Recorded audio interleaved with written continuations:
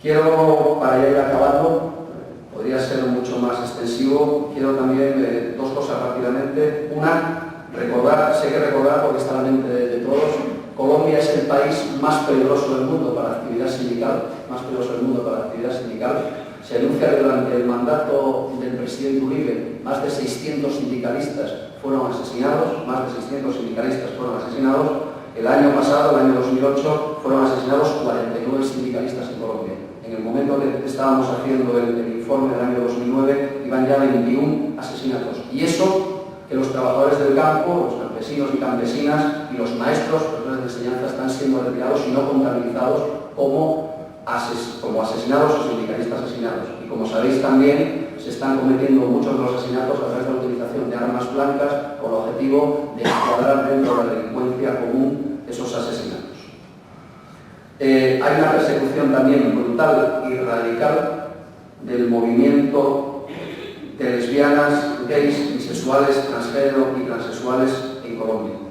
Hay una persecución brutal y absoluta, y allí donde los grupos paramilitares controlan las zonas están cometiendo asesinatos, están cometiéndose todo tipo de aberraciones sobre este colectivo. Colectivo, además, hay que decir que la manifestación del 1 de mayo participó organizado y hizo una demostración importante de fuerza como el resto de movimientos.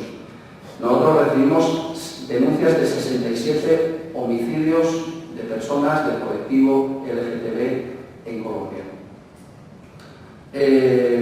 Dos cuestiones más, un minuto. Uno, recordar que más de 400 abogados y abogadas fueron asesinados en Colombia desde el año 1991. Unos crímenes que además se quedaron impunes.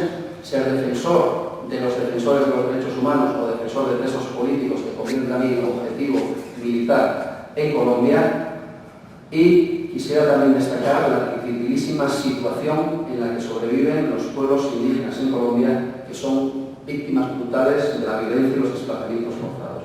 En Colombia, los datos que manejamos nos dicen que viven aproximadamente 1 millón de indígenas, que pertenecen a más de 80 pueblos y naciones diferentes y que hablan 60 lenguas distintas, lo que convierte a Colombia uno de los países más diversos, uno de los países donde más tendríamos que cuidar y fortalecer esa diversidad por la importancia de la respuesta a ese sistema uniformista, no sé cómo decir la palabra, perdonadme, que nos quieren imponer, ¿no? En este caso, la mayoría de los pueblos indígenas son víctimas de desplazamientos forzados, violencias y amenazas. Hay en Colombia ahora mismo 18 pueblos indígenas en riesgo de desaparecer y aproximadamente entre 10.000 y 20.000 indígenas son forzados a abandonar sus lugares de origen, sometiéndolos a casi una muerte casi segura. Yo supongo que veríais por Bogotá, que estuvisteis, pues, grupos de hombres y de mujeres pues viviendo en situaciones precarias en la pura calle, en las peores condiciones, porque son incapaces, lógicamente, como nos pasa a muchos y a muchas, de vivir fuera de nuestros lugares de origen, de nuestra forma de vida.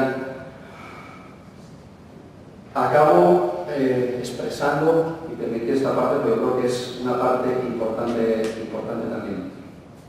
Desde la Agencia de Cooperación al Desarrollo del Gobierno de Asturias consideramos imprescindible, urgente, la humanización del conflicto, y para ello reclamamos como primer paso que de forma inmediata se produzca el intercambio humanitario.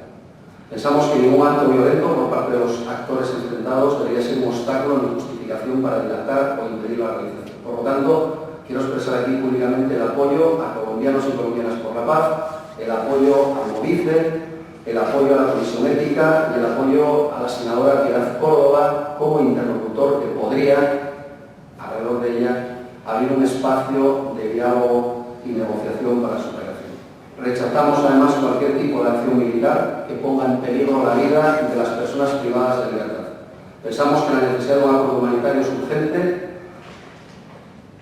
y hay que hacerlo además en contra de la lógica guerrerista que se pretende instalar. Las 7 bases militares que se instalan ahora o que se ponen en marcha en Colombia significa que hay una apuesta por la guerra, hay una apuesta por la sangre y el fuego, y desde aquí también exigir la libertad inmediata de los secuestrados y retenidos, tanto en la selva colombiana como los miles de luchadores sociales y presos políticos y de conciencia que se encuentran secuestrados y retenidos en las cárceles colombianas. Para unos y unas, para unos y otros y otras, pedimos la libertad inmediata.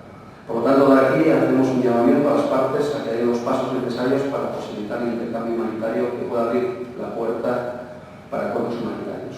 Y, por último, pedir a los gobiernos de la Unión Europea, y especialmente al gobierno de España, que deje de ser el embajador del gobierno de Uribe de la Unión Europea, que ponga por encima de la defensa de discutibles intereses económicos españoles, que lo ponga por encima de la defensa de los derechos humanos y, por supuesto, no justifique en ningún caso la utilización de la violencia para la superación de un conflicto.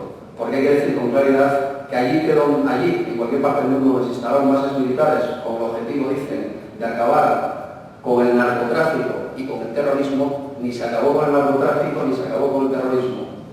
Podemos poner múltiples ejemplos, pero voy a poneros uno y con esto acabo. En Asturias, donde yo vivo, nunca la heroína fue tan barata, desde que se invadió Afganistán. Nunca la heroína fue tan barata desde que se invadió Afganistán.